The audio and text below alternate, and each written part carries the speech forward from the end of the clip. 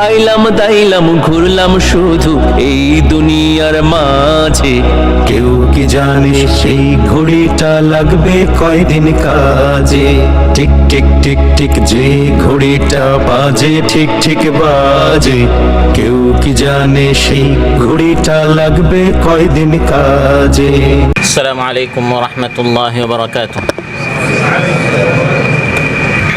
أعوذ بالله من الشيطان الرجيم. بسم الله الرحمن الرحيم.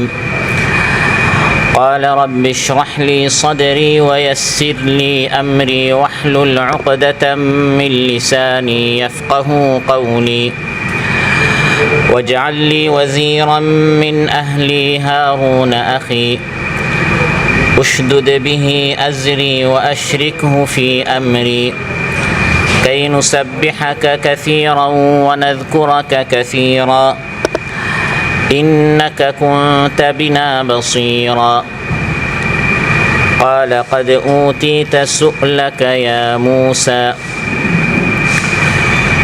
আল্লাহ তাআলা ইরশাদ করেন, মুসা আলাইহিস সালাম আল্লাহর নিকট দোয়া করলেন, হে রব, আমার সিনা, আমার হৃদয় আপনি প্রশস্ত করুন, আর আমার দায়িত্ব, আমার বিষয় আপনি আমার জন্য সহজ করুন, আর আমার জবানের জিহ্বার জড়তা আপনি দূর করুন, যাতে করে মানুষ আমার কথা বুঝে। আর আমার পরিবার থেকে আপনি আমার একজন সাহায্যকারী নির্ধারণ করুন, আমার ভাই হারুনকে। তার মাধ্যমে আপনি আমার শক্তিকে দৃঢ় করুন, আর তাকে আমার দায়িত্বে শরীক করুন, যাতে করে আমরা দুইজন বেশি করে আপনার তাসবিহ পাঠ করি এবং বেশি করে আপনার জিকির করি। নিশ্চয় হে রব, আপনি আমাদের প্রতি সর্বদ্রষ্টা রয়েছেন। আলহামদুলিল্লাহ আযীমুল ইহসান ওয়াসিউল ফাদলি ওয়াল জুদি ওয়াল ইমতিনান ওয়া আশহাদু আল লা ইলাহা ইল্লাল্লাহ ওয়াহদাহু লা শারীকা লাহ আর রহিমুর রহমান আল করিমুল মান্নান وأشهد أن سيدنا ونبينا محمدا عبد الله ورسوله سيد ولد عدنان صلى الله تعالى عليه وعلى آله وصحبه والتابعين لهم بإحسان. أما بعد, এই উলামা সুহুর মাহফিলে উপস্থিত সম্মানিত সভাপতি, আমার সামনে ভূমিষ্ঠ এই উম্মতের রাহবার সম্মানিত উলামায়ে কেরাম, সূরাত তাহা থেকে 12টি আয়াত 25 থেকে 36 পর্যন্ত তিলাওয়াত করলাম এবং এর সরল অনুবাদ উপস্থাপন করলাম। এই 12টি আয়াতের আলোকে যারা নবীদের ওয়ারিস হন, যারা নবীদের উত্তরসূরি হন, তাদের উপর আল্লাহর পক্ষ থেকে কত কঠিন দায়িত্ব, দিল সংকীর্ণ হয়ে যায়, এত কঠিন বোঝা, জবান বন্ধ হয়ে যায়, আল্লাহর নিকট দোয়া চেয়ে দিলকে প্রশস্ত করতে হয়, মুখের জড়তা দূর করতে হয়, সহযোগী সাহায্যকারী প্রার্থনা করতে হয়। এমন কঠিন দায়িত্ব দিয়ে আল্লাহ তাআলা আমাদেরকে পৃথিবীতে পাঠিয়েছেন। এই আয়াতগুলোর আলোকে আমরা জানার চেষ্টা করব যে যে উলামায়ে কেরামদের উপর আল্লাহর পক্ষ থেকে কত কঠিন দায়িত্ব রয়েছে। আল্লাহ তাআলা আমাদের সবাইকে এই দায়িত্ব বুঝার এবং দায়িত্ব আঞ্জাম দেওয়ার তৌফিক দান করুন। সম্মানিত উলামায়ে কেরাম, আমি আমার আলোচনার শুরুতে স্মরণ করতে চাই 5 আগস্টের পূর্বের পরিস্থিতির কথা।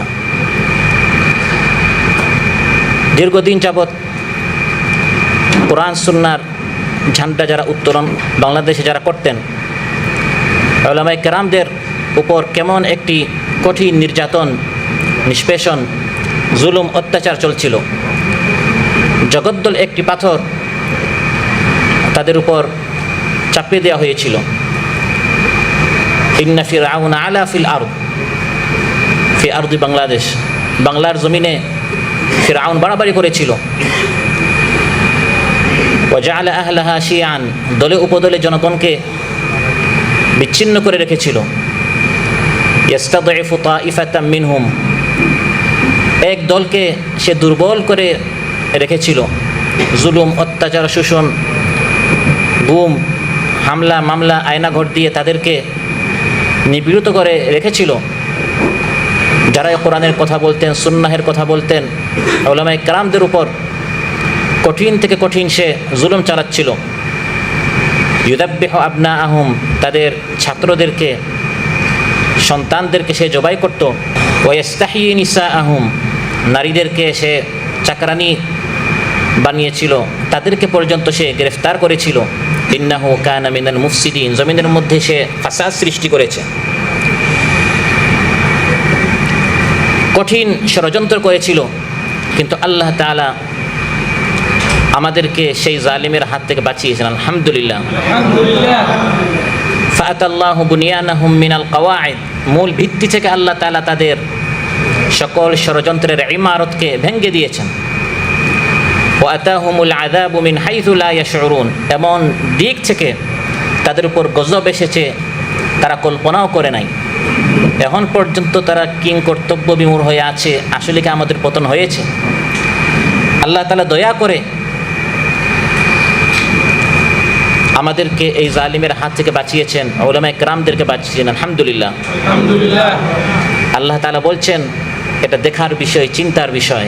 আলাম তারা, তুমি কি দেখো না?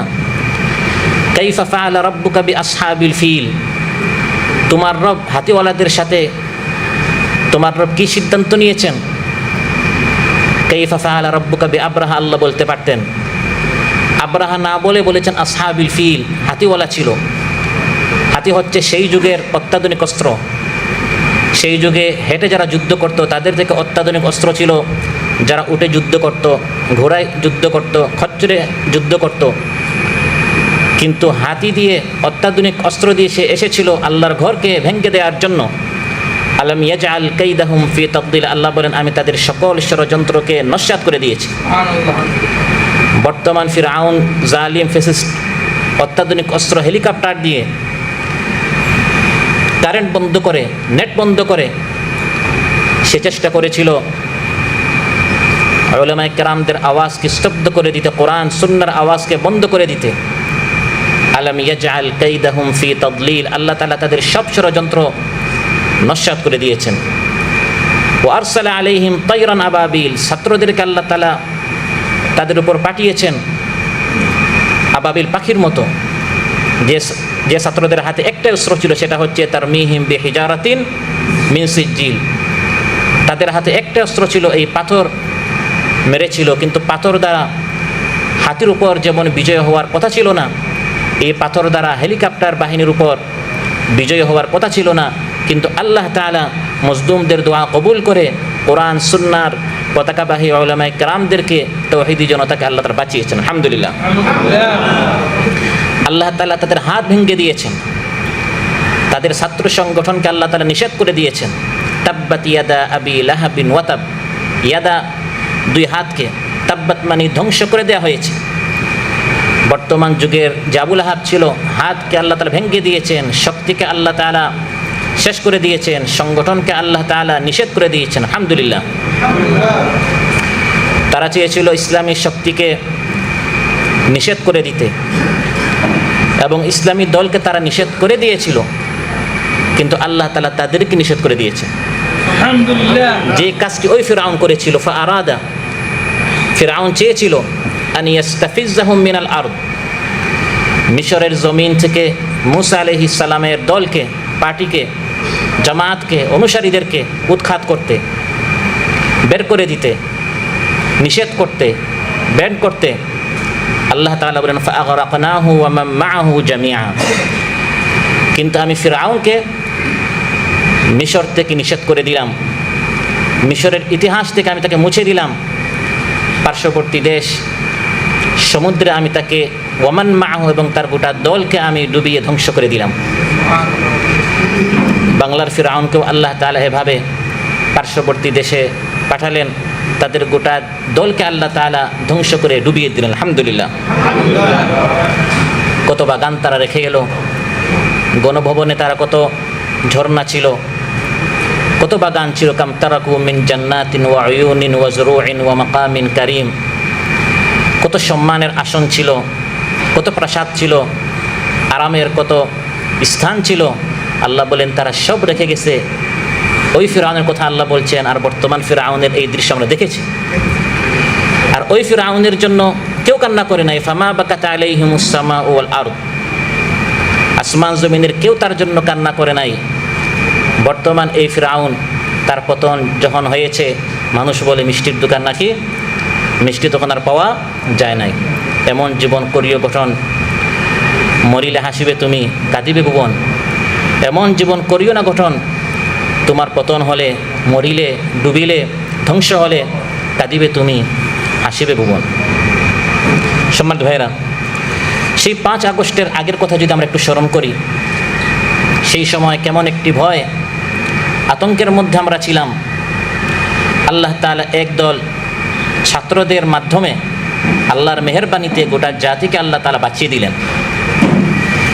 এটি কারো কৃতিত্ব ছিল না, বরং এটি আল্লাহ তাআলার রহমত ছিল। রাসূল সাল্লাল্লাহু আলাইহি সাল্লামকে উদ্দেশ্য করে আল্লাহ তাআলা ইরশাদ করেন, ওয়া আল্লাফা বাইনা কুলুবিহিম, হে নবী, আল্লাহ তাআলা দয়া করে গোটা জাতিকে আপনার নেতৃত্বে ঐক্যবদ্ধ করে দিয়েছেন। লাউ আনফাকতা মা ফিল আরদি জামিআন মা আল্লাফতা বাইনা কুলুবিহিম ওয়ালাকিন্নাল্লাহা আল্লাফা বাইনাহুম, আপনি যদি অঢেল সম্পদ খরচ করে, পুরা জমিন খরচ করে যদি তাদেরকে ঐক্যবদ্ধ করতে চাইতেন, এক প্ল্যাটফর্মে আনতে চাইতেন, আপনি পারতেন না। ওয়ালাকিন্নাল্লাহা, কিন্তু আল্লাহ দয়া করে সবাইকে ঐক্যবদ্ধ করেছেন। আল্লাহ তাআলা যে কথাটি রাসূল সাল্লাল্লাহু আলাইহি সাল্লামকে বলেছেন, কেমন জানি আমাদেরকে উদ্দেশ্য করে তার বলছেন। বিগত 16-17 বছর কত চেষ্টা করা হলো, কিন্তু আল্লাহ তাআলা সর্বশেষ বিজয় দান করলেন একদল ছাত্রদের নেতৃত্বে। আলহামদুলিল্লাহ। ছাত্রদের যে দাবি ছিল, উই ওয়ান্ট জাস্টিস, এটা কোরআনের দাবি। ওয়া আকিমুল ওয়াজনা বিল কিসত, জাস্টিস, ন্যায়, ইনসাফ, এই দাবি নিয়ে কোরআন এসেছে। কিন্তু তাদের এই দাবির বিপক্ষে জালিম সরকার তাদেরকে গুম করলো, খুন করলো, টিকে থাকতে পারলো না। রাসূল সাল্লাল্লাহু আলাইহি ওয়াসাল্লামের এবং সাহাবায়ে কেরামদের রিদওয়ানুল্লাহি আজমাইনদের একই অবস্থা ছিল। 5 আগস্টের যে অবস্থা মক্কাতুল মুকাররমা, সে অবস্থা ছিল। আর 5 আগস্ট পরবর্তী অবস্থা মদিনাতুল মুনাওয়ারায় ছিল। মদিনাতুল মুনাওয়ারায় যখন রাসূল সাল্লাল্লাহু আলাইহি ওয়াসাল্লাম হিজরত করলেন, তখন উন্মুক্ত আল্লাহ তাআলা জমিনটাকে করে দিলেন। মক্কায় দারুল আরকামে গোপনে বৈঠক করতে হতো। জুমার নামাজ পড়া যেত না, ঈদের নামাজ পড়া যেত না। মদিনাতুল মুনাওয়ারায় আল্লাহ তাআলা বন্ধ রাস্তা খুলে দিলেন, বন্ধ দরজা আল্লাহ তাআলা উন্মুক্ত করে দিলেন। যেরকম এখন দেশে ইসলামী দলগুলো ওপেনলি উন্মুক্ত বাতাসে তারা রাজপথে সভা সমাবেশ করছে, কেউ তাদেরকে নিষেধ করেছেন। আলহামদুলিল্লাহ।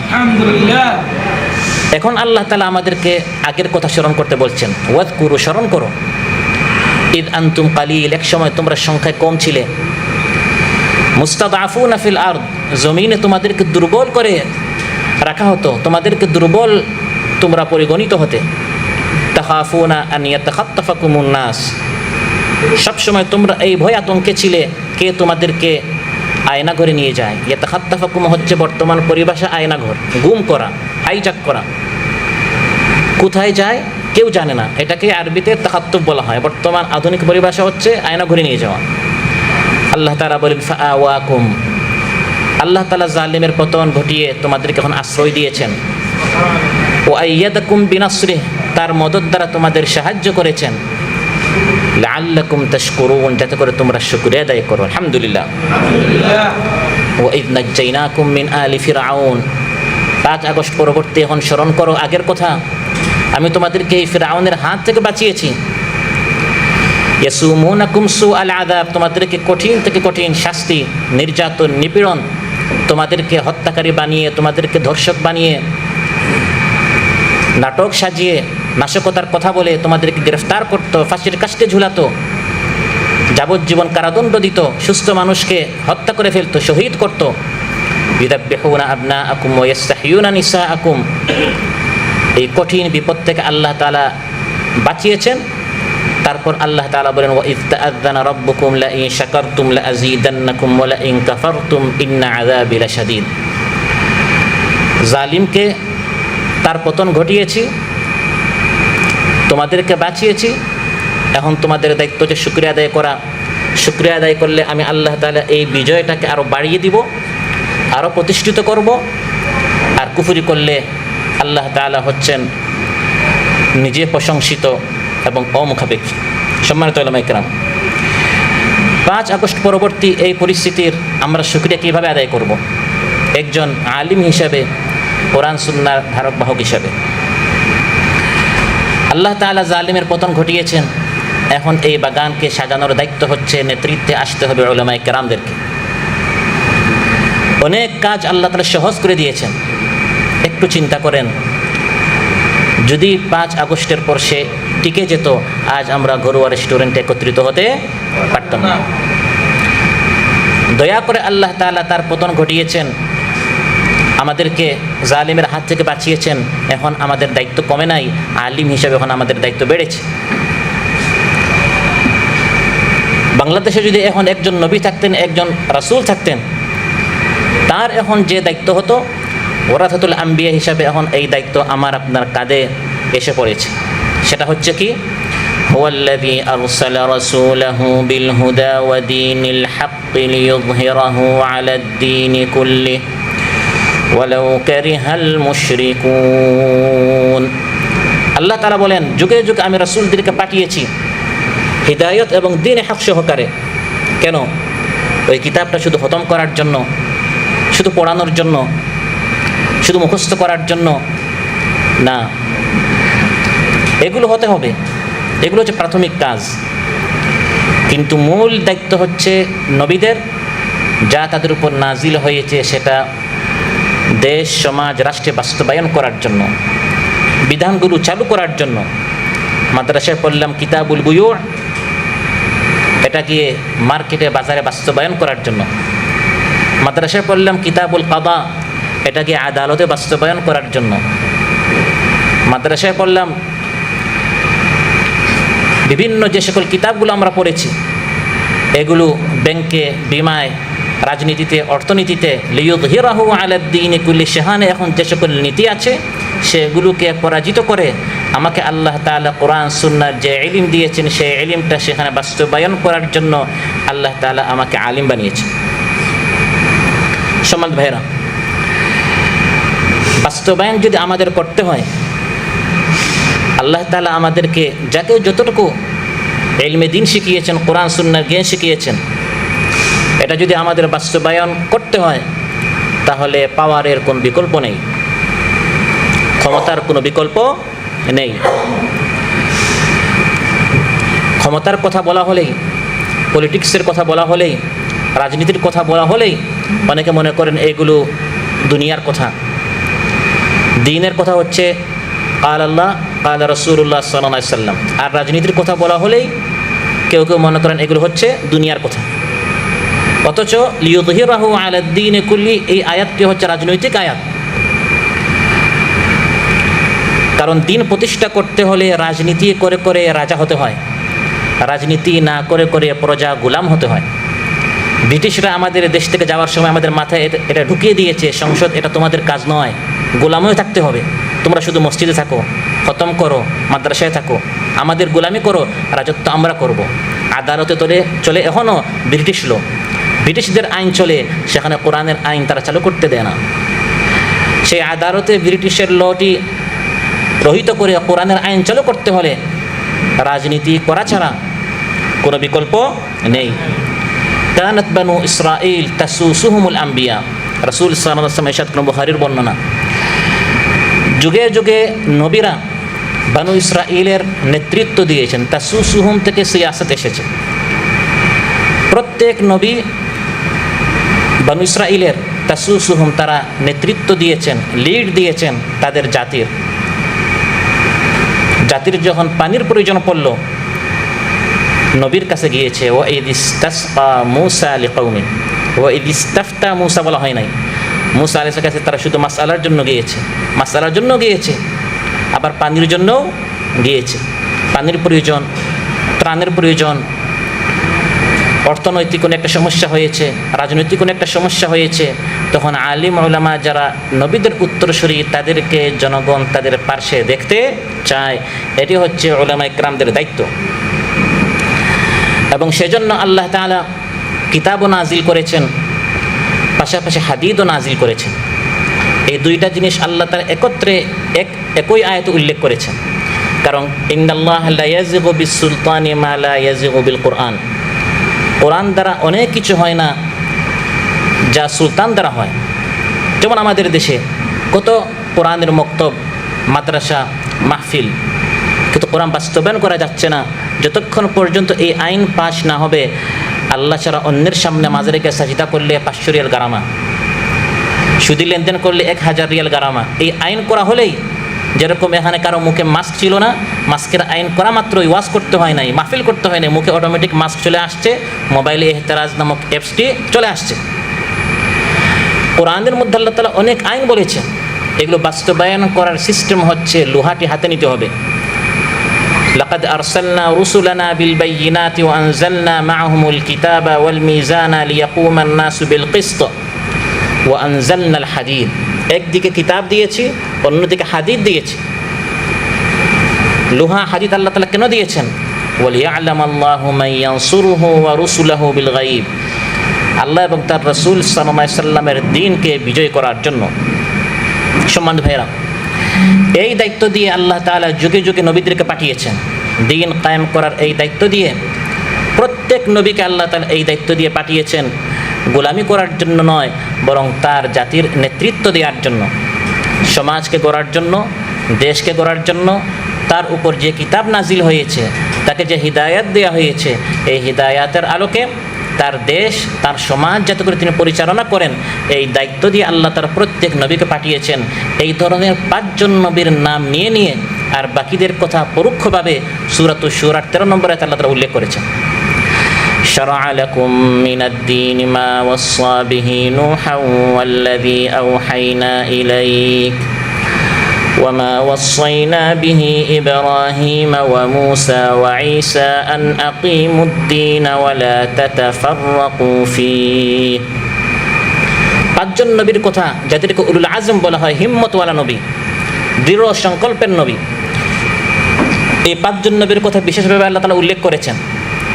নূহ আলাইহিস সালাম, মুসা আলাইহিস সালাম, ঈসা আলাইহিস সালাম এবং মুসলিম মিল্লাতের পিতা ইব্রাহিম আলাইহিস সালাম এবং আমার আপনার নবী রাসূলুল্লাহ সাল্লাল্লাহু আলাইহি সাল্লাম।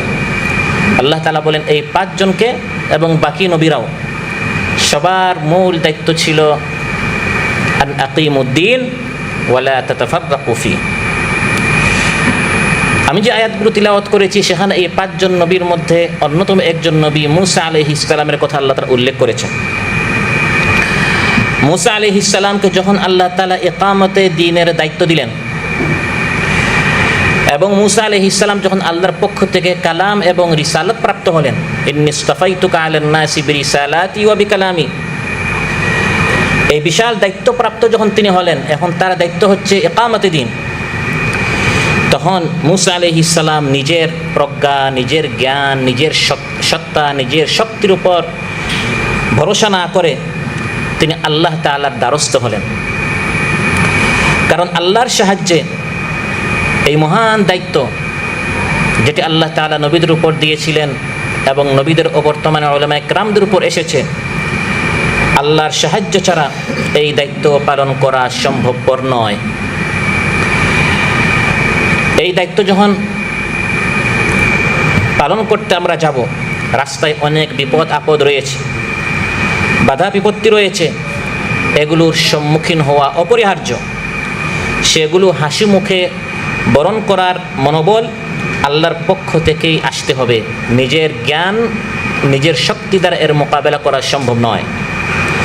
তাফসীর ইবনে কাসিরে এসেছে মুসা আলাইহিস সালাম আল্লাহর নিকট এই দায়িত্ব প্রাপ্ত হওয়ার পর এই দোয়াটি কেন করলেন, যে দোয়াটি আমি শুরুতে তিলাওয়াত করেছি, যার উপর আমার দার্স চলছে। ক্বালা রাব্বি ইশরাহ লি সাদরি ওয়া ইয়াসসির লি আমরি। ইকামতে দ্বীনের দায়িত্ব পেয়ে তিনি আল্লাহর নিকট 5টা জিনিস চেয়েছেন। এই দোয়াটি তিনি কেন করলেন? কারণ আল্লাহ তাআলা তার উপর যে কঠিন দায়িত্ব দিয়েছেন, গুরু দায়িত্ব দিয়েছেন, তাকে আল্লাহ তাআলা এই কঠিন দায়িত্ব দিয়ে এমন এক লোকের কাছে পাঠাচ্ছেন যে তখনকার সময় জমিনের বুকে সবচেয়ে বড় অহংকারী ছিল, দাম্ভিক ছিল এবং কুফুরিতে চরম ছিল। সৈন্য সামন্ত বাহিনী ফোর্স তার অগণিত ছিল, যে অত্যন্ত দুর্দণ্ড ছিল, প্রতাপশালী ছিল, অহংকারী রাজা ছিল। বরং সে নিজে তো দাবি করেছিল, আমি নিজেই আনা রাব্বুকুমুল আ'লা, নাউযুবিল্লাহ, আমি সবচেয়ে বড় রব। শুধু তাই নয়, মা আলিমতু লাকুম মিন ইলাহিন গায়রি, আমার জানা মতে আমি ছাড়া কোনো ইলাহি নেই। এবং বর্তমান যেরকম বড় বড় জালিম তাগুতেরও দেখা যায় অন্ধ কিছু ভোটার থাকে, অনুসারী থাকে প্রতিটা দেশে, সেই ফিরআউনেরও যার নিকট মূসা আলাইহিস সালামকে পাঠানো হচ্ছে, তারপর যারা তাকে ছাড়া আর কাউকে ইলাহ হিসাবে বলে মনে করতো না, দীর্ঘদিন যাবৎ সে এমনভাবে তাদেরকে গড়ে তুলেছে এবং শিক্ষা ব্যবস্থা এমনভাবে সে করেছিল, ওয়ামা আকরাহতানা আলাইহি মিনাস সিহর, তাফসীরে এসেছে সে জাদুবিদ্যাকে শিক্ষা ব্যবস্থায় বাধ্য করে দিয়েছিল। এমনভাবে সে তাদেরকে গড়েছিল, তাদের ব্রেইন, তাদের মাইন্ড, ফলে তারা তার গোলাম হওয়াটাকেই তারা এটাকেই সঠিক মনে করত। যার ঘরে মূসা আলাইহিস সালাম ছোটবেলা থেকে লালিত পালিত হয়েছিলেন, এত কিছুর পর আবার সেই ফিরআউনের কাছে আল্লাহ তাআলা তাওহীদের দাওয়াত দিয়ে তাকে পাঠিয়েছেন। সুতরাং তার তো প্রচুর দোয়া করা প্রয়োজন। তাই তিনি আল্লাহর দরবারে এই কয়েকটা দোয়া করলেন, যে প্রত্যেকটা দোয়া আমাদের এখন প্রয়োজন। মূসা আলাইহিস সালাম যে পরিস্থিতির মোকাবেলা হয়েছিলেন, আমরা এখন বাংলাদেশকে গড়তে হলে আমাদের সামনে এই ধরনের বিশাল দায়িত্ব এখন রয়েছে। আল্লাহর নিকট সাহায্য আমাদের চাইতে হবে। প্রথম দোয়া তিনি করেছিলেন, ক্বালা রাব্বি ইশরাহ লি সাদরি, হে আল্লাহ, আমার সিনা, আমার বক্ষ, আমার অন্তরকে, হৃদয়কে ঈমান দ্বারা, নবুয়ত দ্বারা আপনি প্রশস্ত এবং আলোকিত করে দিন। দায়িত্বটি এত ভারী, জাতির সামনে সত্য উপস্থাপন করা, হক কথা বলা, এই দায়িত্বটি ভালো করে কেউ অনুধাবন করলে, এর বোঝাটা মাথায় আসলে অটোমেটিক দিলটা ছোটো হয়ে যায়, সংকীর্ণ হয়ে যায়। এত বড় দায়িত্ব আমি কি পালন করতে পারবো? মূসা আলাইহিস সালাম নিজে বলেছেন, ওয়ায়াদিকু সাদরি, হে আল্লাহ, এটা চিন্তা করা মাত্রই আমার দিলটা সংকীর্ণ হয়ে যাচ্ছে, এত কঠিন দায়িত্ব আমি কি পালন করতে পারবো? তিনি তার অপারগতার আল্লাহর সামনে যখন পেশ করলেন, রাব্বি ইশরাহ লি সাদরি, এই কথা দ্বারা তিনি দোয়া করলেন, হে আল্লাহ, আমার সিনা আপনি এই দায়িত্ব পালন করার জন্য উন্মুক্ত করে দেন। আমার মনে এই মহান দায়িত্বভার বহন করার মতো হিম্মত আপনি সৃষ্টি করুন। আমার উৎসাহ উদ্দীপনা আপনি বাড়িয়ে দেন। আমাকে এমন সবর, এমন ধৈর্য, এমন দৃঢ়তা, এমন ইস্তেকামত, এমন সংযম, সহনশীলতা, নির্ভীকতা, দুর্জয় সংকল্প আপনি দান করুন, যার মাধ্যমে আমি সত্য বলতে পারি, সত্য প্রতিষ্ঠা করতে পারি, দিন কায়েম করতে পারি। আমার অন্তরে এমন প্রশস্ততা আপনি দান করুন, যেন ঈমানের দাওয়াত মানুষের কাছে পৌঁছানোর ক্ষেত্রে তাদের পক্ষ থেকে যে কটু আসবে, কটু কথা আসবে, উপহাস আসবে, মস্কারি আসবে, এগুলো শোনার মতো, সহ্য করার মতো বিরাট দিল আপনি আমাকে দান করুন। এই দায়িত্ব পালন করার আগে মূসা আলাইহিস সালাম আল্লাহর নিকট দোয়া করেছেন। দোয়া থেকেই বোঝা যায় আমাদের উলামায়ে কিরামদের দায়িত্ব কত বেশি। সুবহানাল্লাহ। সম্মানিত ভাইরা, মূসা আলাইহিস সালামকে ফিরআউনের নিকট আল্লাহ তাআলা পাঠালেন, তিনি আল্লাহর নিকট দোয়া করলেন, রব্বি ইশরাহ লি সাদরি। আমি আপনি যদি চিন্তা করি আমাদের কত কঠিন দায়িত্ব, আমাদেরও আল্লাহর নিকট দোয়া করা দরকার। জাতির ক্লান্তি লগ্নে, সমস্যার সময় উলামায়ে কিরামদেরকে দায়িত্ব পালন করতে হবে। বিশেষ করে এখন এই অনুকূল পরিস্থিতিতে আলিম উলামাদেরকে এগিয়ে আসতে হবে এই কঠিন দায়িত্ব পালন করতে গিয়ে। হে আল্লাহ, আমার দিলটা প্রশস্ত করে দেন। আলিম উলামাদেরকে জাতির সমস্যার সময়, সংকটের সময় তারা পার্শ্বে পাবে যে আলিমকে, সে হচ্ছে প্রকৃত আলিম।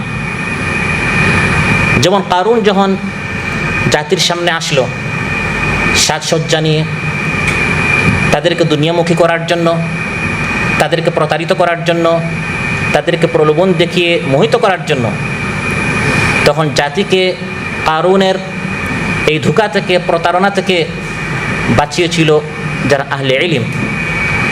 وقال الذين أوتوا العلم ويلكم ثواب الله خير لمن آمن وعمل صالحا ولا يلقاها إلا الصابرون। যারা আহলে ইলম তারা বললেন, হে আমাদের জাতি, আপনারা প্রতারিত হবেন না। এগুলো দুনিয়া, এগুলো প্রতারণা, এগুলো ধোঁকা। আল্লাহর নিকট যে পুরস্কার, এটাই সত্য, এটাই প্রকৃত, এটাই হক।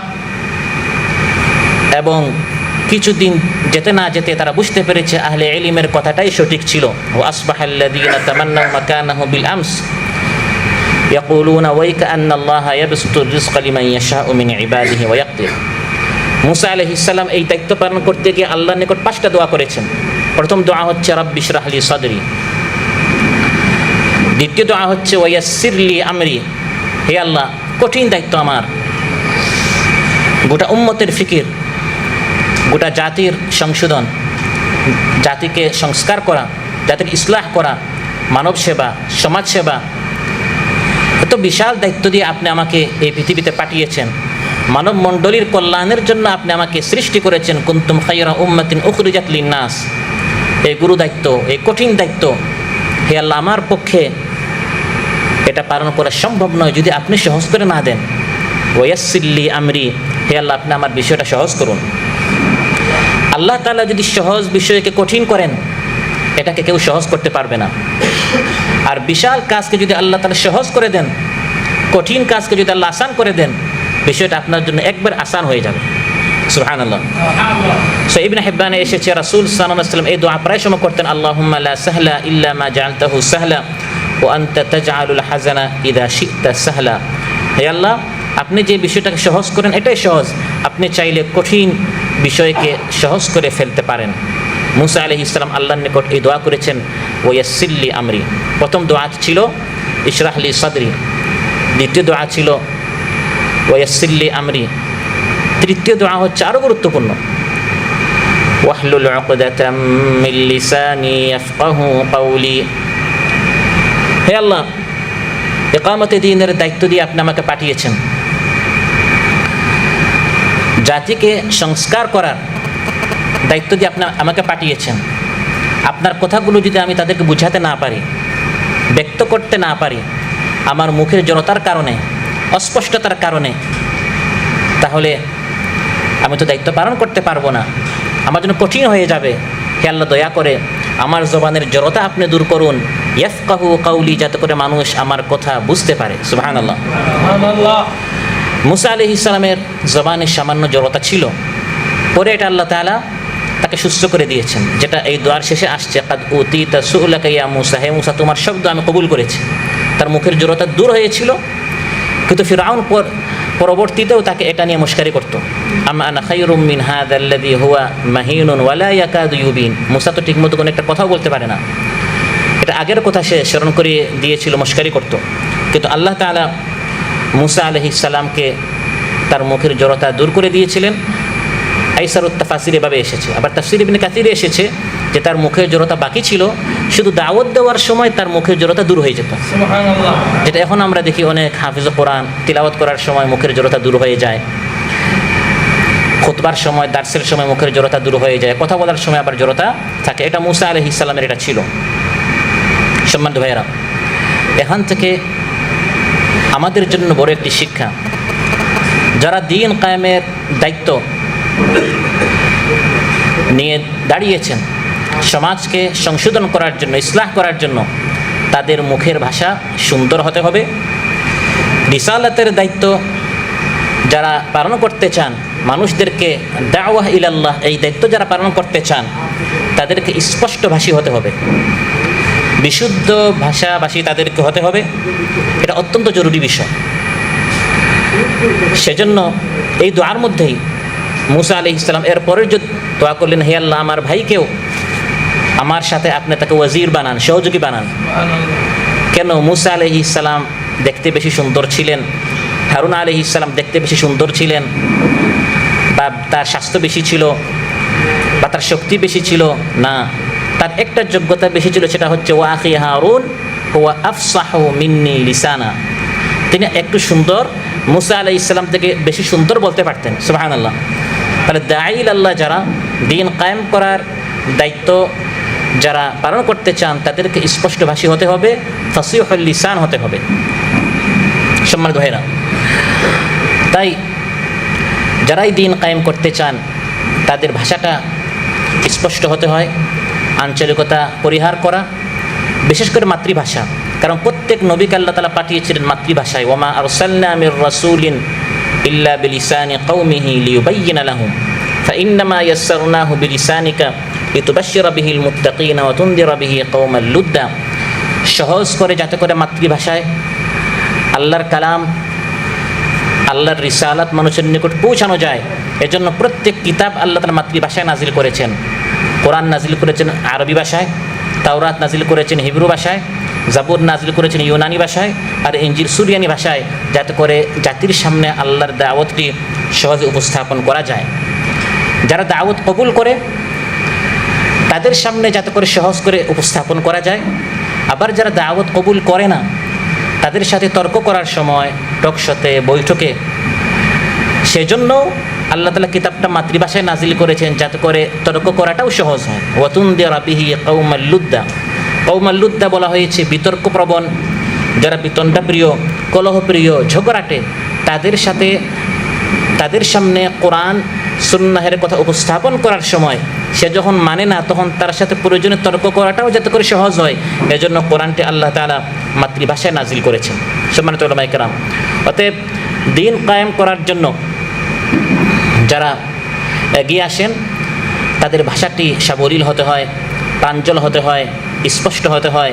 উদউ ইলা সাবিলি রাব্বিকা বিল হিকমাতি ওয়াল মাউইযাতিল হাসানা। শব্দচয়ন, উচ্চারণ সুন্দর হতে হয়। রাসূল সাল্লাল্লাহু আলাইহি ওয়াসাল্লাম শ্রেষ্ঠ শুদ্ধভাষী ছিলেন। সুবহানাল্লাহ। একটা হাদিসে এসেছে, যদিও এর সনদে দাফ রয়েছে, আনা আফসাহু মান নাতাকা বিদ্দাদ, যে আমি সবচেয়ে বিশুদ্ধ ভাষায় আমি নবী কথা বলি। সুবহানাল্লাহ। রাসূল সাল্লাল্লাহু আলাইহি ওয়াসাল্লাম তার জিন্দেগিতে কখনো কোনো আঞ্চলিক, কোনো অশুদ্ধ ভাষা তিনি ব্যবহার করেননি। দ্বীন কায়েম যারা করতে চান তাদের ভাষাটি শুদ্ধ হতে হয়। আর রাসূল সাল্লাল্লাহু আলাইহি ওয়াসাল্লামের ভাষা সুন্দর করার জন্য ছোটবেলায় তাকে মায়ের কুল থেকে পাঠানো হয়েছে মা হালিমাতুস সাদিয়ার নিকট। কারণ বানু সাদ, হালিমাতুস সাদিয়া বানু সাদ থেকে আসছে। এই বানু সাদ ছিল আরবদের মধ্যে সবচেয়ে শুদ্ধ ভাষায় তারা কথা বলতো। আর মক্কাতুল মুকাররমায় মানুষ আসতো হজ উমরা করতে, এখানে ভাষার মিশ্রণ হয়ে যেত, বিভিন্ন মানুষ আসতো, শহরে ভাষার মিশ্রণ হয়ে যায়। যাতে করে রাসূল সাল্লাল্লাহু আলাইহি ওয়াসাল্লাম ভবিষ্যতে দ্বীন কায়েমের যখন দায়িত্ব পালন করবেন, তার ভাষাটি যেন অবিকৃত থাকে এবং সুন্দর থাকে, তিনি প্রাঞ্জল এবং স্পষ্ট ভাষায় কথা বলতে পারেন। সেই জন্য মক্কাতুল মুকাররমা থেকে সরিয়ে আল্লাহ তাআলা আপন তত্ত্বাবধানে তাকে বানু সাদ নিয়ে হালিমাতুস সাদিয়ার নিকট নিয়ে গেলেন। সুবহানাল্লাহ। সুবহানাল্লাহ। যুগে যুগে নবীরা যারাই দ্বীন কায়েম করার দায়িত্বে এগিয়ে এসেছেন, তাদের ভাষা সুন্দর ছিল, তাদের ভাষণ সুন্দর ছিল, মাতৃভাষায় তারা কথা বলতেন। যেমন দাউদ আলাইহিস সালাম, তিনি একাধারে সুললিত কণ্ঠে তিনি ওয়াজ করতেন, সুললিত কণ্ঠে তিনি তিলাওয়াত করতেন। তিনি যখন তিলাওয়াত করতেন তখন পিনপতন নীরব, পুরা জায়গায় এমনভাবে নীরবতা হতো যে পাহাড় পর্বত পাখিরাও তার সাথে তিলাওয়াত করত। ইন্না সাখারনাল জিবালা মাআহু ইউসাব্বিহনা বিল আশি ওয়াল ইশরাক। শুধু তিনি ওয়াইজ ছিলেন, কারি ছিলেন, হাফিজ ছিলেন, মাওলানা মুফতি ছিলেন, এতটুকু আল্লাহ তাআলা বলেন না, ওয়া আতাহুল্লাহুল মুলকা ওয়াল হিকমাতা ওয়া আল্লামাহু মিম্মা ইয়াশা। তিনি একাধারে রাজা ছিলেন, হাকিম ছিলেন, আলিম ছিলেন। সুবহানাল্লাহ। আল মুলক আল্লাহ তাআলা তাকে রাজা বাদশাহ বানিয়েছেন, ওয়াল হিকমাত আল্লাহ তাআলা তাকে হিকমত দিয়েছেন এবং গভীর জ্ঞান আল্লাহ তাআলা তাকে দিয়েছেন। আর তার রাজত্ব কেমন ছিল? ঢিলাঢালা ছিল। আলিম মাওলানা মানুষ দুনিয়া তিনি বুঝেন না এমন ছিলেন। আল্লাহ বলেন না, তার রাজত্ব কেমন ছিল? ওয়াশাদাদনা মুলকাহু, শাদাদনা, শক্ত আমি করে দিয়েছি। তিনি শক্ত একজন রাজনীতিবিদ ছিলেন। সুবহানাল্লাহ। একাধারে কারিও ছিলেন। যখন জাবুর তিলাওয়াত করতেন, ইয়া জিবালু আউবি মাহু ওয়াত-তাইর। আবার তিনি রাজনীতিবিদ ছিলেন, আবার তিনি সাহসী ছিলেন। ওয়াকাতালা দাউদ জালুত, সেই যুগের যে স্বৈরাচার ছিল তাকে তিনি হত্যা করেছেন। আবার তার ভাষণ কেমন ছিল? ওয়া ফাসলাল খিতাব, খিতাব খুতবা থেকে আসে, ভাষণ থেকে। তার ভাষণ স্পষ্ট ছিল। এই কথা আল্লাহ তাআলা কেন বললেন? দাউদ আলাইহিস সালাম হাজার হাজার বছর আগের কাহিনী।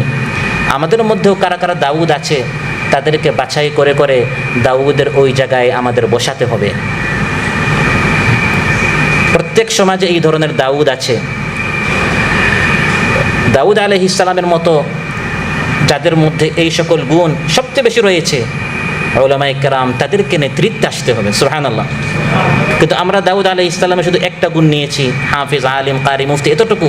কিন্তু ওয়া আতাহুল্লাহুল মুলকা ওয়া শাদাদনা মুলকাহু, এগুলো অনেক সময় আমরা ভুলে যাই। যাতে করে আমরা ভুলে না যাই সেজন্য কোরআনের মধ্যে আল্লাহ তাআলা দাউদ আলাইহিস সালাম নামক এই রাজনীতিবিদ, এই কারি, এই ওয়াইজ, সুরলিত কণ্ঠে যিনি তিলাওয়াত করতেন, যিনি রাজা বাচ্চা ছিলেন, যিনি জালিমকে হত্যা করেছেন, ওয়াকাতালা দাউদ জালুত, যিনি সুবক্তা ছিলেন, অফাস্তাল খিতাব, তার কথা কোরআনের মধ্যে আল্লাহ তাআলা উল্লেখ করেছেন।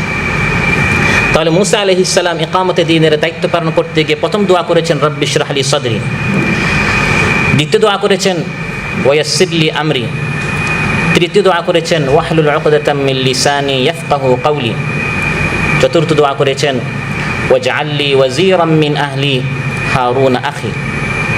হে আল্লাহ, আমার আহাল থেকে আমার একজন ওয়াজির আপনি নির্ধারণ করুন। ওয়াজির, আউজার, উজির বলা হয় বুঝাকে, ভারী বুঝাকে আরবিতে আল্লাহ তাজিরু ওয়াজিরাতুন উইজরা উখরা, ভারী বুঝাকে আরবিতে উজির, আউজার বলা হয়। এক বচনে উজির, বহু বচনে আউজার। রাষ্ট্র পরিচালনায় বাদশার এই রাষ্ট্র পরিচালনার দায়িত্ব নামক এই বোঝা বহন করতে সহযোগিতা করে মন্ত্রীরা, এই জন্য আরবিতে মন্ত্রীদেরকে ওয়াজির বলা হয়। আল্লাহ তাআলা বলেন মুসা আলাইহিস সালাম আল্লাহর নিকট দোয়া করেছেন, হে আল্লাহ, রিসালাতের এই যে ভারী দায়িত্ব, ইকামতে দ্বীনের এই যে কঠিন দায়িত্ব, এই বোঝাটি বহন করার জন্য আপনি আমার পরিবার থেকে একজনকে আমার সহযোগী বানান। তার প্রথম দোয়াটি আম ছিল, হে আল্লাহ, আমার পরিবার থেকে একজন সহযোগী আপনি পাঠান। তারপর তিনি খাস করে দিলেন হারুন আখি, তিনি হচ্ছেন আমার ভাই হারুন। তাফসিরে এসেছে পৃথিবীর ইতিহাসে ভাই ভাইয়ের জন্য, ভাই ভাইয়ের উপর যে অবদান, আমরা অনেকেই ভাইদের জন্য অনেক কিছু করি, সবচেয়ে বেশি অবদান হারুন আলাইহিস সালামের উপর তার ভাই মুসা আলাইহিস সালামের। তিনি দোয়া করে তার ভাইকে নবী বানিয়েছেন। সুবহানাল্লাহ। সম্মানিত ভাইরা, তিনি কেন চেয়েছেন তার ভাই হারুন আলাইহিস সালাম তার সাথে ওয়াজির হন, নবী হন, সেটাও দোয়ার মধ্যে তিনি উল্লেখ করেছেন। আশদুদ বিহি আজরি, উশদুদ বিহি আজরি, দুই কিরাত রয়েছে, উশদুদ বিহি আজরি বা আশদুদ বিহি আজরি, যাতে করে তার মাধ্যমে আমার দায়িত্বটি পালন করা সহজ হয়, আমার শক্তি আরও বেশি বৃদ্ধি পায়। সুবহানাল্লাহ। উশদুদ বিহি আজরি, আমার কোমরটা, আমার বাহুটা আপনি তার মাধ্যমে আর শক্ত করুন। তাহলে দিন কায়েমের দায়িত্ব পালন করতে গিয়ে যদি আমার একজন সহযোগী আমি পাই, এবং সেই সহযোগীদের সংখ্যা 1, 2, 3 হতে হতে 10 হয়, 20 হয়, 100 হয়, বাড়তে থাকে এবং এটা একটা সংগঠনে পরিণত হয়, তাহলে একজনে দিন কায়েম করা সহজ না একটা সংগঠনের মাধ্যমে দিন কায়েম করাটা সহজ? কোনটা? সেটা মুসা আলাইহিস সালাম বুঝেছিলেন। সেজন্য একা দায়িত্ব পালন করতে না গিয়ে আল্লাহর নিকট তিনি বলেছেন, হে আল্লাহ, ইজতিমাঈভাবে, সম্মিলিতভাবে, সাংগঠনিকভাবে আমরা চাই যে 2 জন মিলে আমরা এই দায়িত্ব পালন করব। ইস্পাত কঠিন দেয়ালের মতো, সীসা ঢালা প্রাচীরের মতো দিন কায়েমের এই দায়িত্ব পালন আমাদের করতে হবে। ইন্নাল্লাহা ইউহিব্বুল্লাযীনা ইউকাতিলুনা ফী সাবিলিহি সাফফান কাআন্নাহুম বুনিয়ানুম মারসুস। আল্লাহ তাআলা তাদেরকে ভালোবাসেন যারা ইস্পাত কঠিন দেয়ালের মতো, সীসা ঢালা প্রাচীরের মতো আল্লাহর প্রতি তারা সংগ্রাম করে, দিন কায়েম করার আন্দোলন করে।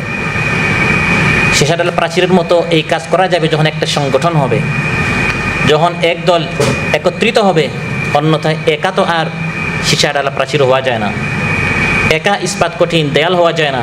সেটার জন্য মুসা দরকার, সাথে হারুন দরকার আলাইহিম আসসালাম। সংখ্যা যখন বাড়বে, সুসংগঠিত হয়ে, ঐক্যবদ্ধ হয়ে দিনের কাজ করতে হবে। সম্মানিত ভাইরা, তাহলে এই আয়াত থেকে যেটা আমরা শিখলাম, দিনের কাজ করতে হলে একক প্রচেষ্টা থেকে সম্মিলিত প্রচেষ্টা হলে, সাংগঠনিক একটা শক্তি হলে দিন কায়েম করাটা সহজ না কঠিন? সহজ। আল্লাহর জমিনে আল্লাহর বিধান প্রতিষ্ঠিত করার লক্ষ্যেই মানব জাতিকে আল্লাহ তাআলা সৃষ্টি করেছেন। আর এই কাজের জন্য মূসা এবং হারুন আলাইহিসসালাম যেরকম একটা জামাত হয়েছেন, আমাদেরকেও দিন কায়েম করার জন্য সুসংগঠিত হওয়া এটা আমাদের জন্য অনিবার্য। ইন্নাল্লাযীনা আমানু ওয়া হাজারু ওয়া জাহাদু ফি সাবিলিল্লাহি ওয়াল্লাযীনা আওয়াউ ওয়া নাসারু উলাইকা বা'দুহুম আউলিয়াউ বা'দ। আল্লাহ তাআলা বলেন, নিশ্চয়ই যারা ঈমান এনেছে এবং আল্লাহর পথে জান ও মাল দিয়ে হিজরত করেছে, আর আরেক দল তাদেরকে সহযোগিতা করেছে, মূসা এবং হারুন আলাইহিসসালাম। এক দল জানমাল দিয়েছে, আরেক দল আওয়াউ ওয়া নাসার সহযোগিতা করেছে। বা'দুহুম আউলিয়া ও বা'দ, একজন আরেকজনের সহযোগী। একটা সংগঠন হয়ে ঐক্যবদ্ধ হয়ে এভাবে দ্বীনের কাজ করতে হয়। সম্মানিত ভাইরা, অতএব দ্বীন কায়েম করতে হলে যারাই যে জায়গায় দ্বীনের কাজ করছে সবাইকে মূল্যায়ন করা। কেউ মাদ্রাসায়, কেউ মক্তবে, কেউ ইউনিভার্সিটিতে, কেউ ওয়াদের ময়দানে, কেউ রাজনীতির ময়দানে, কেউ অর্থনীতির ময়দানে, কেউ মিডিয়ার জগতে, যে যেখানে দ্বীনের কাজ করছে, এভাবে যখন উলামায়ে কেরাম আমরা একজন আরেকজনকে মূল্যায়ন করব, সমর্থন করব, তখন দ্বীন কায়েম করাটা আমাদের জন্য সহজ হবে। কারণ যারাই কাজ করছে সবাই আমাদের ভাই, কেউ আমাদের শত্রু নয়। ইন্নামাল মুমিনুনা ইখওয়া। সম্মানিত ভাইরা, সাংগঠনিকভাবে, সম্মিলিতভাবে, জামায়াতিভাবে যদি দ্বীনের কাজ করা যায়, ফলে ফায়দাটা কি হবে? তখন সংগঠনটা মজবুত হয়। উশদুদ বিহি আজরি, একা করলে কাজটা হালকা হয়ে যায়, ভাঙ্গা সহজ হয়। আর যখন একটা দল হয়, সংগঠন হয়, দ্বীন কায়েম করার জন্য যখন এক দল একত্রিত হয়, মূসা আলাইহিস সালাম বলছেন উশদুদ বিহি আজরি, তার মাধ্যমে হে আল্লাহ আপনি আমার শক্তিকে দৃঢ় করুন। সূরাত ইয়াসিন আল্লাহ তাআলা উল্লেখ করেছেন, প্রথমে দুইজন নবীকে পাঠালাম, ইদ আরসালনা ইলাইহিম ইসনাইন ফাকাযযাবুহুমা, তারপর ফাআজ্জাজনা বিসালিস, তৃতীয় নবী দ্বারা আমি আগের দুই নবীকে শক্তিশালী করেছি। একজন ছিলেন, দুইজন হওয়ায় আরও শক্ত হয়েছে। ফাআজ্জাজনা বিসালিস, তিনজন হওয়ায় শক্তিটা কি হয়েছে? আরও শক্ত হয়েছে। নবীরা পর্যন্ত সবসময় সহযোগী, কর্মী এবং এক দল তারা, মানুষ তারা গঠন করেছেন, সংগঠন তারা গঠন করেছেন, তারপর দ্বীনের কাজ করেছেন। সূরাতুস সাফের শেষের দিকে, শেষের রুকুতে আল্লাহ তাআলা ইসলামী আন্দোলনের কথা বিস্তারিতভাবে বলেছেন। হাল আদুল্লুকুম আলা তিজারা, শেষের আয়াতগুলোতে ইসলামী আন্দোলন এই কথা বলার পর শেষের আয়াতে এসে আল্লাহ তাআলা বলে দিয়েছেন, ইসলামী আন্দোলন করতে হলে সংগঠনের কোনো বিকল্প নেই। নবীরা পর্যন্ত এভাবে তারা সহযোগী চেয়েছেন। কুনু আনসার আল্লাহি কামা ক্বালা ঈসা ইবনু মারইয়াম লিল হাওয়ারিয়িন মান আনসার ইলাল্লাহ, আমি একা ঈসা দায়িত্ব পালন করব না, কে কে আছো আমার সাথে দ্বীন কায়েম করার এই সংগ্রামে আমার সাথে সহযোগী হবে, আমার সহযোগিতা করবে। সুবহানাল্লাহ। যখন তার একদল তার সাথে গেল এবং তারা যখন একটা জামায়াত হলেন, ফাআইয়াদনা আল্লাযীনা আমানু আলা আদুওয়িহিম ফাআসবাহু যাহিরিন, তারা বিজয়ী হলেন। ফাআসবাহু যাহিরিন, তারা বিজয়ী হলেন, তারা প্রতিষ্ঠিত হলেন। কখন? ফাআমানাত তাইফাতুম মিন বানি ইসরাঈল, তাইফা বলে এক দলকে। যখন একদল ঈমান আনলো, একদল কুফরি করলো, যে দল ঈমান আনলো ঈসা আলাইহিস সালামের নেতৃত্বে আল্লাহ তাআলা তাদেরকে বিজয় দান করলেন। কারণ ঈসা আলাইহিস সালাম তো আল্লাহর পক্ষ থেকে একটা রহমত, ওয়ালিনাজআলাহু রাহমাতাম মিন্না আয়াতাম মিন্না ওয়া রাহমাতাম ওয়া কানা আমরান মাকদিয়া। সম্মানিত ভাইরা, মূসা আলাইহিস সালাম তারপর আল্লাহর নিকট যে দোয়া করলেন সেটা হচ্ছে, হে আল্লাহ, হারুন আলাইহিস সালামকে শুধু আমার ওয়াজির সহযোগী নয়, বরং তাকে আমার মতো আপনি নবী বানান। ওয়া আশরিকহু ফি আমরি, তাকে আপনি আমার এই দায়িত্বে শরীক বানান। উলামায়ে কেরামদের অন্যতম দায়িত্ব হচ্ছে উম্মতের জন্য দোয়া করা, অন্যান্য আলিমদের জন্য দোয়া করা। হে আল্লাহ, তাদেরকেও আমাদের এই কাফেলায় শামিল করুন। আশরিকহু ফি আমরি। আর তো কেউ নবী হতে পারবে না। মূসা এবং হারুন আলাইহিস সালামের মতো আমাদের দোয়া করতে হবে, হে আল্লাহ, যে সকল উলামায়ে কেরাম, যে সকল মানুষ এখনও এই কাফেলায় শরীক হয় নাই, 5 আগস্ট পরবর্তী সময় সুবর্ণ সুযোগ এসেছে দেশ গড়ার, এখনও যারা দেশ গড়ার কাজ, এই কঠিন দায়িত্ব বুঝতে পারছে না, হে আল্লাহ আশরিকহু ফি আমরি, তাদেরকেও আমাদের সাথে এই দায়িত্ব বুঝার, দায়িত্ব পালন করার আপনি তাদেরকে তৌফিক দান করুন। যখন একজন, দুইজন, তিনজন হয়ে একটা দল হয়ে যায়, তখন ইকামতে দ্বীনের দায়িত্ব পালন করা সহজ হয়। অর্থনীতিতে ইসলাম প্রতিষ্ঠা করা, রাজনীতিতে ইসলামী আইন চালু করা, সমাজনীতিতে, শিক্ষানীতিতে সব জায়গায় ইসলামকে নিয়ে যাওয়া, আল্লাহর পবিত্রতা এবং আল্লাহকে স্মরণ করা, বেশি বেশি করে এই কাজটা তখন সহজ হয়ে যায়। যেটা মুসা আলাইহিস সালাম বলেছেন, হে আল্লাহ, আমার ভাই হারুনকে আমার সাথে নবী করে কেন পাঠান? কাই নুসাব্বিহাকা কাসীরা ওয়া নাযকুরাকা কাসীরা। কাসীরা বেশি, তার মানে যত সংখ্যা বাড়বে তত আল্লাহর বিধানগুলো বাস্তবায়ন করা, প্রতিষ্ঠা করা আরও সহজ হবে। মানুষের দ্বারে দ্বারে আরও বেশি জামাত যেতে পারবে, আরও বেশি গ্রুপ ভিত্তিক দাওয়াতি কাজ করা যাবে, আরও বেশি দিনে বৈঠক করা যাবে, আরও বেশি আল্লাহর তাসবিহ, আল্লাহর জিকির, দিনী মাহৌল, দিনী পরিবেশ চালু করা সহজ হবে। যত বেশি দিন কায়েম করার এই সংগঠনের সংখ্যা বাড়বে, সংগঠন যত বেশি মজবুত হবে। অতএব মানুষের মুক্তির জন্য ঐক্য এবং সাংগঠনিকভাবে মজবুতি অর্জন করা এটা অতি জরুরি। ঢিলাঢালা কোনো সংগঠন দিয়ে দিন প্রতিষ্ঠা করা সম্ভব নয়। ভয়াবহ কঠিন একটি পাহাড়ে যদি আমরা উঠতে যাই একটা গাড়ি নিয়ে, আর আমার গাড়ির টায়ারও যদি ভালো না থাকে, ব্রেক যদি নষ্ট হয়, তাহলে এই পাহাড়ের উপরে ওঠার আগে আমি ধ্বংস হব, গাড়িটাও যাবে। সমাজ সংস্কারের জন্য উলামায়ে কেরাম দাঁড়িয়েছেন, দিন কায়েম করার জন্য উলামায়ে কেরাম দাঁড়িয়েছেন। বাতিলটা তো দিবে না। যারা চাঁদাবাজ, যারা টেন্ডারবাজি করতে চায়, যারা দুর্নীতি করতে চায়, তারা তো চাইবে না যে ইসলামের বিজয় হোক। এই কঠিন দায়িত্ব যখন পালন করতে যাওয়া হবে, তখন স্বাভাবিকভাবে বাতিল শক্তি সব ঐক্যবদ্ধ হয়ে যাবে। তখন আমাদের শক্তি যদি ঢিলাঢালা হয়, পরস্পর ফাতোয়া ছোড়াছুরি হয়, তখন স্বাভাবিকভাবে তাদের শক্তির কারণে নয়, বরং আমাদের দুর্বলতার কারণে, অনৈক্যের কারণে তারা 5 আগস্ট পূর্বের মতো আবার তারা আমাদের উপর চলে আসতে পারে, আল্লাহ না করুন। অতএব বিচ্ছিন্নতা জাতিকে ধ্বংস করে, ঐক্য জাতির জন্য কল্যাণকর। ঐক্য জাতিকে পৌঁছে দিতে পারে সমৃদ্ধির সোনালী শিখরে। সুবহানাল্লাহ। ওয়া মান ইয়াতাসিম বিল্লাহ ফাকাদ হুদিয়া ইলা সিরাতিম মুস্তাকিম। সম্মানিত উলামায়ে কেরাম, বিগত 52-53টি বছর বাংলাদেশের চলে গেল। অনৈক্য, ডিসইউনিটি, বিভেদ বিচ্ছিন্নতা আমাদেরকে কত পিছনে নিয়ে গিয়েছে। বাংলাদেশি উলামায়ে কেরাম যেমন, জনগণও তেমন। আমাদের মধ্যে অনৈক্যটা খুব বেশি। অথচ কোরআনের মধ্যে আল্লাহ তাআলা বলে দিয়েছেন এক প্ল্যাটফর্মে আসতে হবে। লিইয়ুযহিরাহু আলাদ-দীন কুল্লি আন আকিমুদ-দীন, এটার জন্য এক প্ল্যাটফর্মে না আসা পর্যন্ত সম্ভব নয়। ওয়াতাসিমু বিহাবলিল্লাহি জামিআন ওয়া লা তাফাররাকু। লা তাফাররাকু এটা আল্লাহ তাআলা অন্য হুকুমের সাথে বলেন নাই। কোনো কাজে তাফাররাক করা জায়েজ নয়, কিন্তু অন্য কোথায়, অন্য জায়গায় আল্লাহ বলেন নাই। এই জায়গায় আল্লাহ তাআলা উল্লেখ করেছেন, এটা গুরুত্ব সবচেয়ে বেশি। সাল্লু ওয়া লা তাফাররাকু, সুমু ওয়া লা তাফাররাকু, যাক্কু ওয়া লা তাফাররাকু, হুজ্জু ওয়া লা তাফাররাকু, এগুলো আল্লাহ তাআলা বলেননি। যদিও কোথাও তাফরিকা করা জায়েজ নয়, কারণ এই জায়গায় তাফরিকা করলে ইসলামের পুরো শক্তি ধ্বংস হয়ে যাবে। বিগত 52-53 বছরের মতো কখনো ইসলাম প্রতিষ্ঠা হতেই পারবে না যতক্ষণ পর্যন্ত ইসলামী শক্তির ঐক্যবদ্ধ না হবে। অনৈক্য হচ্ছে সঠিক পথ থেকে বঞ্চিত হওয়ার অন্যতম কারণ। ইন্নামা জুইলাস সাবতু আলাল্লাযীনা ইখতালাফু ফী আও নালআনাহুম কামা লাআন্না আসহাবাস সাবত। শনিবারটি ছিল ইহুদিদের জন্য একটি লানত। সেটা কি?